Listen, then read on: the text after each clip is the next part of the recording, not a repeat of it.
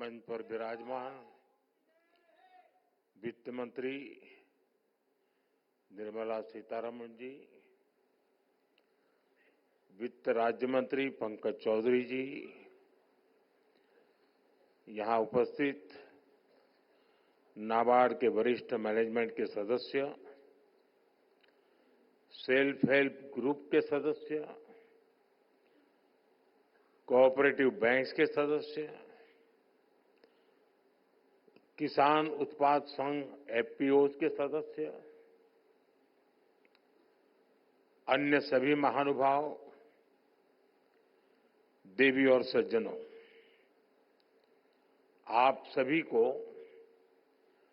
वर्ष 2025 की बहुत बहुत शुभकामनाएं।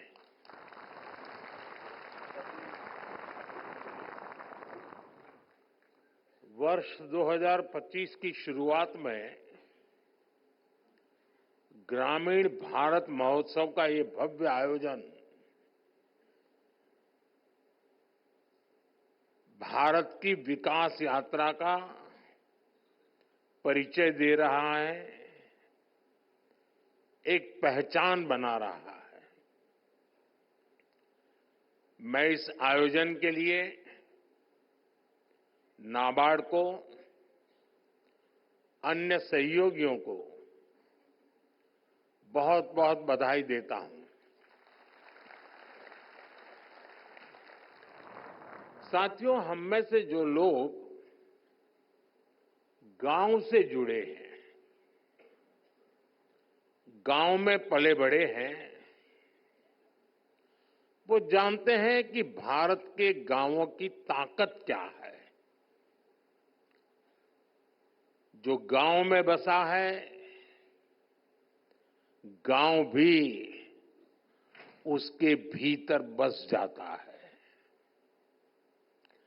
जो गांव में जिया है, वो गांव को जीना भी जानता है। मेरा ये सौभाग्य रहा कि मेरा बचपन भी एक छोटे से कस्बे में एक साधारण परिवेश में बीता, और बाद में जब मैं घर से निकला तो भी अधिकांश समय देश के गांव देहात में ही गुजरा। और इसलिए मैंने गांव की समस्याओं को भी जिया है और गांव की संभावनाओं को भी जाना है। मैंने बचपन से देखा है कि गांव में लोग कितनी मेहनत करते रहे हैं, लेकिन पूंजी की कमी के कारण उन्हें पर्याप्त अवसर नहीं मिल पाते थे। मैंने देखा है गांव में लोगों की इतनी विविधताओं से भरा सामर्थ्य होता है, लेकिन वो सामर्थ्य जीवन की मूलभूत लड़ाइयों में ही खप जाता है। कभी प्राकृतिक आपदा के कारण फसल नहीं होती थी, कभी बाजार तक न होने के कारण फसल फेंकनी पड़ती थी। इन परेशानियों को इतने करीब से देखने के कारण मेरे मन में गांव गरीब की सेवा का संकल्प जगा, उनकी समस्याओं के समाधान की प्रेरणा आई। आज देश के ग्रामीण इलाकों में जो काम हो रहे हैं, उनमें गांवों के सिखाए अनुभवों की भी भूमिका है। 2014 से मैं लगातार हर पल ग्रामीण भारत की सेवा में लगा हूं। गांव के लोगों को गरिमापूर्ण जीवन देना, ये मेरी सरकार की प्राथमिकता है। हमारा विजन है भारत के गांव के लोग सशक्त बने, उन्हें गांव में ही आगे बढ़ने के ज्यादा से ज्यादा अवसर मिले, उन्हें पलायन ना करना पड़े, गांव के लोगों का जीवन आसान हो। और इसलिए हमने गांव-गांव में मूलभूत सुविधाओं की गारंटी का अभियान चलाया। स्वच्छ भारत अभियान के जरिए हमने घर घर में शौचालय बनवाए। पीएम आवास योजना के तहत हमने ग्रामीण इलाकों में करोड़ों परिवारों को पक्के घर दिए। आज जल जीवन मिशन से लाखों गांवों के हर घर तक पीने का साफ पानी पहुंच रहा है। साथियों, आज 1.5 लाख से ज्यादा आयुष्मान आरोग्य मंदिरों में लोगों को स्वास्थ्य सेवाओं के बेहतर विकल्प मिल रहे हैं। हमने डिजिटल टेक्नोलॉजी की मदद से देश के बेस्ट डॉक्टर्स और हॉस्पिटल को भी गांवों से जोड़ा है, टेलीमेडिसिन का लाभ लिया है। ग्रामीण इलाकों में करोड़ों लोग ई संजीवनी के माध्यम से टेलीमेडिसिन का लाभ उठा चुके हैं। कोविड के समय दुनिया को लग रहा था कि भारत के गांव इस महामारी से कैसे निपटेंगे, लेकिन हमने हर गांव में आखिरी व्यक्ति तक वैक्सीन पहुंचाई।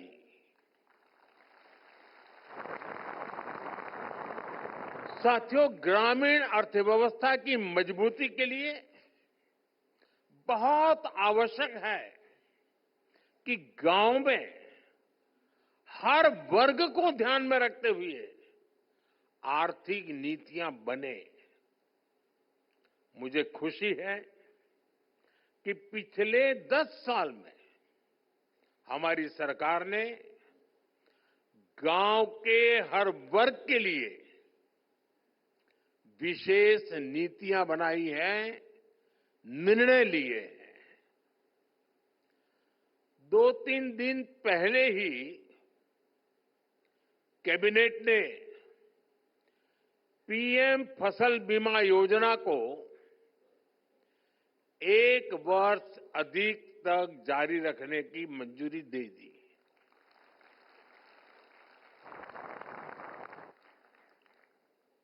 डीएपी दुनिया में उसका दाम बढ़ता ही चला जा रहा है, आसमान को छू रहा है। अगर वो दुनिया में जो दाम चल रहे हैं, अगर उस हिसाब से हमारे देश के किसान को खरीदना पड़ता तो वो बोझ में ऐसा दब जाता किसान कभी खड़ा ही नहीं हो सकता। लेकिन हमने निर्णय किया कि दुनिया में जो भी परिस्थिति हो, कितना ही बोझ न क्यों बढ़े, लेकिन हम किसान के सर पर बोझ नहीं आने देंगे। और डीएपी में अगर सब्सिडी बढ़ानी पड़ी तो बढ़ा करके भी उसके दाम को स्थिर रखा है। हमारी सरकार की नीयत, नीति और निर्णय ग्रामीण भारत को नई ऊर्जा से भर रहे हैं। हमारा मकसद है कि गांव के लोगों को गांव में ही ज्यादा से ज्यादा आर्थिक मदद मिले। गांव में वो खेती भी कर पाए और गांवों में रोजगार स्वरोजगार के नए मौके भी बने। इसी सोच के साथ पीएम किसान सम्मान निधि से किसानों को करीब 3 लाख करोड़ रुपए की आर्थिक मदद दी गई है।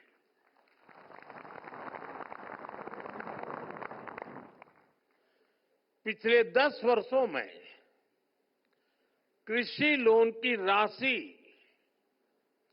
3.5 गुना हो गई है।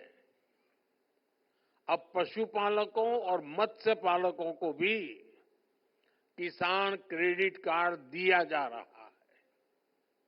देश में मौजूद 9,000 से ज्यादा एफपीओ किसान उत्पाद संघ, उन्हें भी आर्थिक मदद दी जा रही है। हमने पिछले 10 सालों में कई फसलों पर निरंतर एमएसपी भी बढ़ाई है। साथियों, हमने स्वामित्व योजना जैसे अभियान भी शुरू किए हैं, जिनके जरिए गांव के लोगों को प्रॉपर्टी के पेपर्स मिल रहे हैं। पिछले 10 वर्षों में एमएसएमई को भी बढ़ावा देने वाली कई नीतियां लागू की गई हैं। उन्हें क्रेडिट लिंक गारंटी स्कीम का लाभ दिया गया है। इसका फायदा 1 करोड़ से ज्यादा ग्रामीण एमएसएमईज को भी मिला है। आज गांव के युवाओं को मुद्रा योजना, startup India, stand up India जैसी योजनाओं से ज्यादा मदद मिल रही है। साथियों, गांवों की तस्वीर बदलने में कोऑपरेटिव्स का बहुत बड़ा योगदान रहा है। आज भारत सहकार से समृद्धि का रास्ता तय करने में जुटा है। इसी उद्देश्य से 2021 में अलग से नया सहकारिता मंत्रालय का गठन किया गया। देश के करीब 70,000 पैक्स को कंप्यूटराइज भी किया जा रहा है। मकसद यही है कि किसानों को, गांव के लोगों को अपने उत्पादों का बेहतर मूल्य मिले, ग्रामीण अर्थव्यवस्था मजबूत हो। साथियों, कृषि के अलावा भी हमारे गांव में अलग अलग तरह की पारंपरिक कला और कौशल से जुड़े हुए कितने ही लोग काम करते हैं। अब जैसे लोहार है, सुथार है, कुम्हार है, ये सब काम करने वाले ज्यादातर लोग गांव में ही रहते हुए आए। रूरल इकोनॉमी और लोकल इकोनॉमी में इनका बहुत बड़ा कंट्रीब्यूशन रहा है। लेकिन पहले इनकी भी लगातार उपेक्षा हुई। अब हम उन्हें नई स्किल उसमें ट्रेन करने के लिए, नए उत्पाद तैयार करने में लिए, उनका सामर्थ्य बढ़ाने के लिए सस्ती दरों पर मदद देने के लिए विश्वकर्मा योजना चला रहे हैं। ये योजना देश के लाखों विश्वकर्मा साथियों को आगे बढ़ने का मौका दे रही है। साथियों, जब इरादे नेक होते हैं, नतीजे भी संतोष देने वाले होते हैं।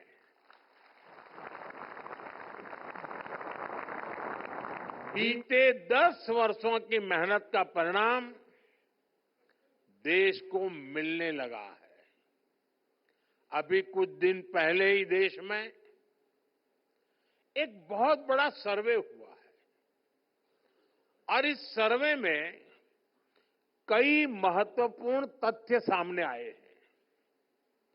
साल 2011 की तुलना में अब ग्रामीण भारत में कंजम्पशन, खपत, यानी कि गांव के लोगों की खरीद शक्ति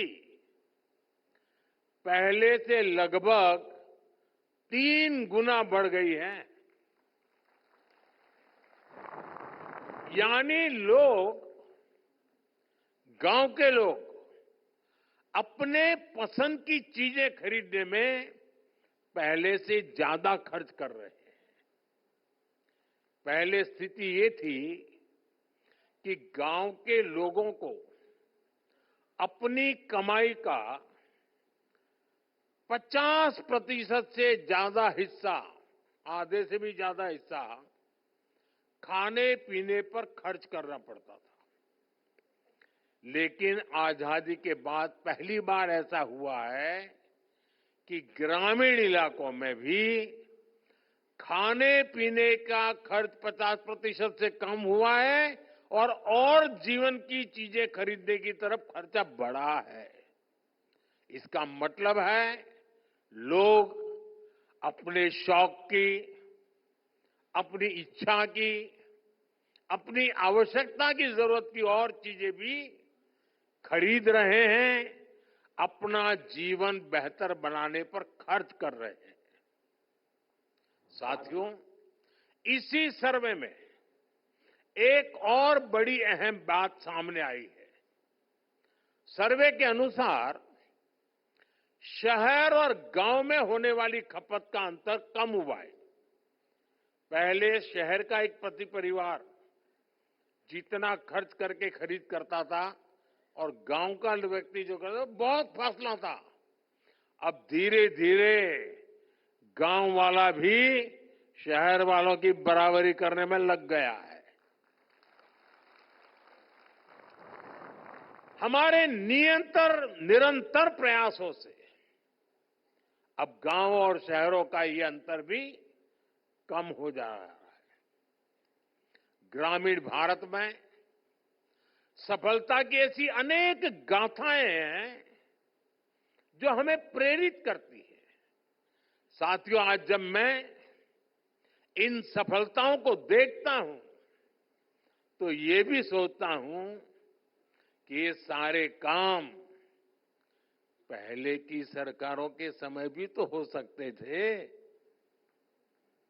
मोदी का इंतजार करना पड़ा क्या?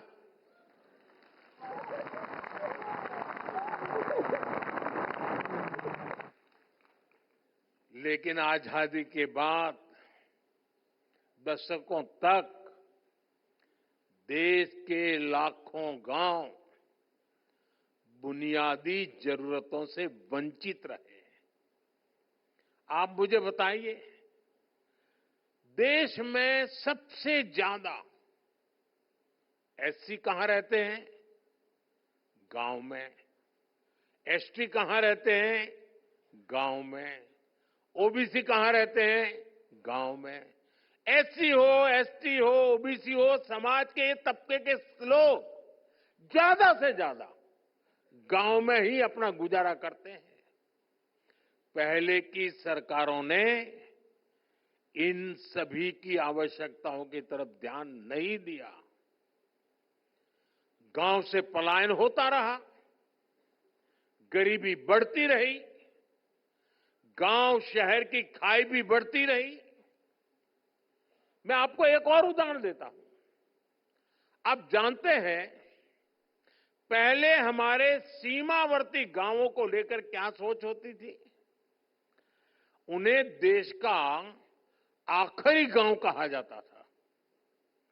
हमने उन्हें आखिरी गांव कहना बंद करवा दिया।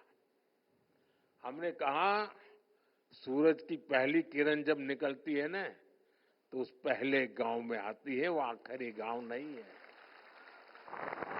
और जब सूरज डूबता है, तो डूबते सूरज की आखिरी किरण भी उस गांव को आती है, जो हमारा उस दिशा का पहला गांव होता है।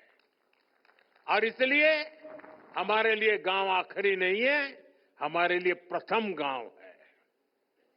हमने उसको प्रथम गांव का दर्जा दिया। सीमांत गांवों के विकास के लिए वाइब्रेंट विलेज स्कीम शुरू की गई। आज सीमांत गांवों का विकास वहां के लोगों की आय बढ़ा रहा है। यानी जिन्हें किसी ने नहीं पूछा, उन्हें मोदी ने पूजा है।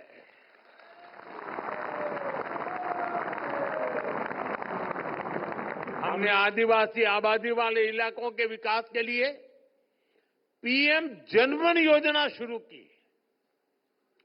जो इलाके दशकों से विकास से वंचित थे, उन्हें अब बराबरी का हक मिल रहा है।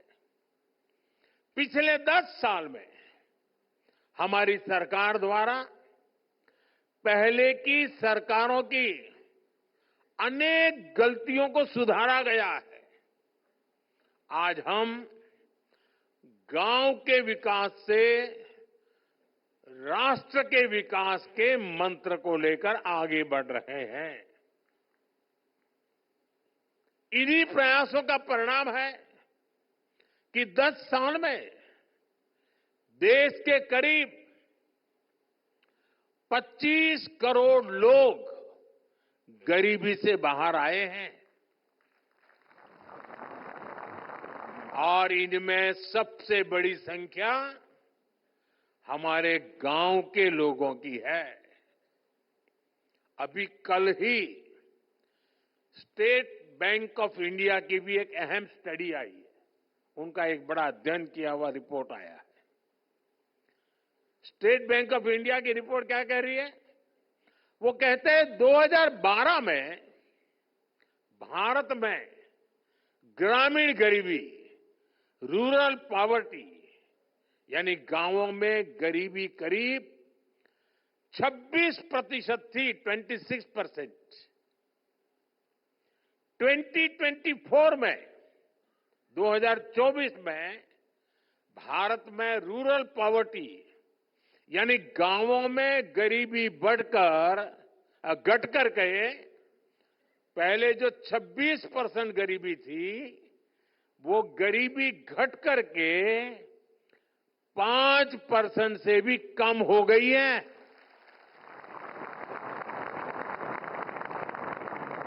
हमारे यहां कुछ लोग दशकों तक गरीबी हटाओ के नारे देते रहे।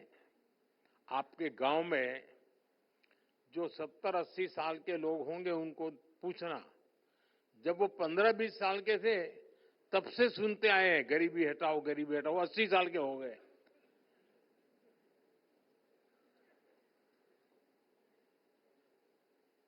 आज स्थिति बदल गई है। अब देश में वास्तविक रूप से गरीबी कम होना शुरू हो गई है। साथियों, भारत की ग्रामीण अर्थव्यवस्था में महिलाओं का हमेशा से बहुत बड़ा स्थान रहा है। हमारी सरकार इस भूमिका का और विस्तार कर रही है। आज हम देख रहे हैं, गांव में बैंक सखी और बीमा सखी के रूप में महिलाएं ग्रामीण जीवन को नए सिरे से परिभाषित कर रही है। मैं एक बार एक बैंक सखी को मिला, सब बैंक सखियों से बात कर रहा था।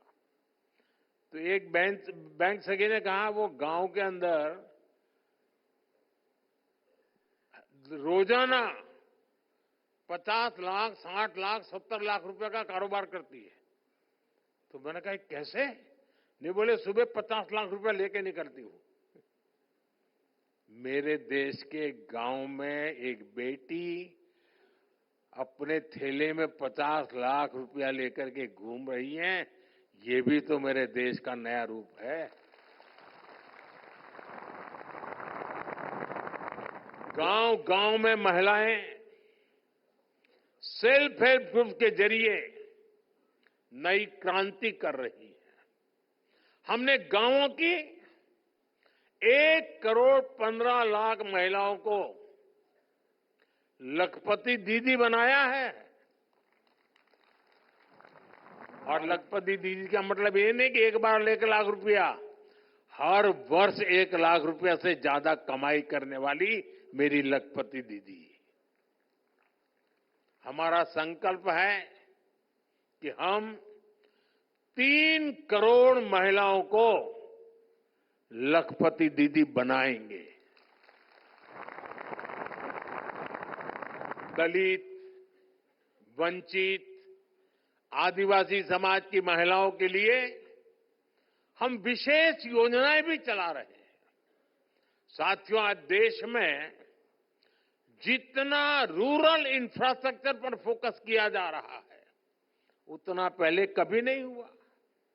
आज देश के ज्यादातर गांव हाईवेज, एक्सप्रेसवे और रेलवेज के नेटवर्क से जुड़ रहे हैं।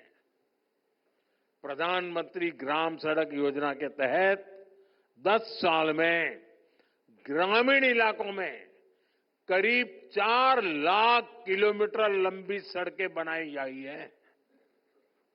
डिजिटल इंफ्रास्ट्रक्चर के मामले में भी हमारे गांव 21वीं सदी के आधुनिक गांव बन रहे हैं। हमारे गांव के लोगों ने उन लोगों को झुठला दिया है जो सोचते थे कि गांव के लोग डिजिटल टेक्नोलॉजी अपना नहीं पाएंगे। मैं यहां देख रहा हूं सब लोग मोबाइल फोन से वीडियो उतार रहे हैं, सब गांव के लोग हैं। आज देश में 94% से ज्यादा ग्रामीण परिवारों में टेलीफोन या मोबाइल की सुविधा है। गांव में ही बैंकिंग सेवाएं और यूपीआई जैसी वर्ल्ड क्लास टेक्नोलॉजी उपलब्ध है। 2014 से पहले हमारे देश में 1 लाख से भी कम कॉमन सर्विस सेंटर्स थे। आज इनकी संख्या 5 लाख से भी ज्यादा हो गई है। इन कॉमन सर्विस सेंटर्स पर सरकार की दर्जनों सुविधाएं ऑनलाइन मिल रही हैं। ये इंफ्रास्ट्रक्चर गांव को गति दे रहा है, वहां के रोजगार के मौके बना रहा है और हमारे गांवों को देश की प्रगति का हिस्सा बना रहा है। साथियों, यहां नाबार्ड का वरिष्ठ मैनेजमेंट है। आपने सेल्फ हेल्प ग्रुप से लेकर किसान क्रेडिट कार्ड जैसे कितने ही अभियानों की सफलता में अहम रोल निभाया है। आगे भी देश के संकल्पों को पूरा करने में आपकी अहम भूमिका होगी। आप सभी एपीओ किसान उत्पाद संघ की ताकत से परिचित हैं। एपीओ की व्यवस्था बनने से हमारे किसानों को अपनी फसलों का अच्छा दाम मिल रहा है। हमें ऐसे और एपीओ बनाने के बारे में सोचना चाहिए, उस दिशा में आगे बढ़ना चाहिए। आज दूध का उत्पादन किसानों को सबसे ज्यादा रिटर्न दे रहा है। हमें अमूल के जैसे 5-6 और कोऑपरेटिव्स बनाने के लिए काम करना होगा, जिनकी पहुंच पूरे भारत में हो। इस समय देश प्राकृतिक खेती, नेचुरल फार्मिंग का उसको मिशन मोड में आगे बढ़ा रहा है। हमें नेचुरल फार्मिंग के इस अभियान से ज्यादा किसानों को जोड़ना होगा। हमें हमारे सेल्फ हेल्प ग्रुप्स को, लघु और सूक्ष्म उद्योगों को एमएसएमई से जोड़ना होगा। उनके सामानों की जरूरत सारे देश में है, लेकिन हमें इनकी ब्रांडिंग के लिए, इनकी सही मार्केटिंग के लिए काम करना होगा। हमें अपने जीआई प्रोडक्ट्स की क्वालिटी, उनकी पैकेजिंग और ब्रांडिंग पर भी ध्यान देना होगा। साथियों, हमें रूरल इनकम को डाइवर्सिफाई करने के तरीकों पर काम करना है। गांव में सिंचाई कैसे अफोर्डेबल बने, माइक्रो इरिगेशन का ज्यादा से ज्यादा कैसे प्रसार हो, वन ड्रॉप मोर क्रॉप, इस मंत्र को हम कैसे साकार करें। हमारे यहां ज्यादा से ज्यादा सरल ग्रामीण क्षेत्र के रूरल एंटरप्राइज क्रिएट हो, नेचुरल फार्मिंग के अवसरों का ज्यादा से ज्यादा लाभ रूरल इकोनॉमी को मिले। आप इस दिशा में टाइम बाउंड मैनर में काम करें। साथियों, आपके गांव में जो अमृत सरोवर बना है, तो उसकी देखभाल भी पूरे गांव को मिलकर करनी चाहिए। इन दिनों देश में एक पेड़ मां के नाम अभियान भी चल रहा है। गांव के हर व्यक्ति इस अभियान का हिस्सा बने, हमारे गांव में ज्यादा से ज्यादा पेड़ लगे, ऐसी भावना जगाना बहुत जरूरी है। एक और सबसे महत्वपूर्ण बात, हमारे गांव की पहचान गांव के सौहार्द और प्रेम से जुड़ी होती है। इन दिनों कई लोग जाति के नाम पर समाज में जहर घोलना चाहते हैं, हमारे सामाजिक ताने बाने को कमजोर बनाना चाहते हैं। हमें इन षड्यंत्रों को विफल बनाकर गांव की साझी विरासत, गांव की साझी संस्कृति को हमें जीवंत रखना है, उसको सशक्त करना है। भाइयों बहनों, हमारे ये संकल्प गांव गांव पहुंचे, ग्रामीण भारत का ये उत्सव गांव गांव पहुंचे, हमारे गांव निरंतर सशक्त हो, इसके लिए हम सबको मिलकर के लगातार काम कर रहा है। मुझे विश्वास है, गांवों के विकास से विकसित भारत का संकल्प जरूर साकार होगा।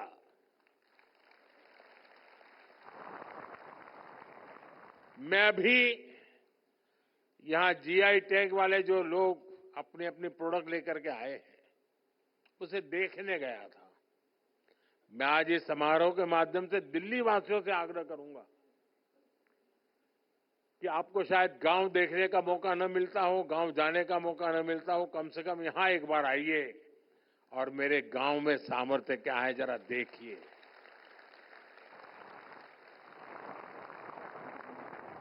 कितनी विविधताएं हैं, और मुझे पक्का विश्वास है जिन्होंने कभी गांव नहीं देखा है, उनके लिए ये बहुत बड़ा अचरज बन जाएगा।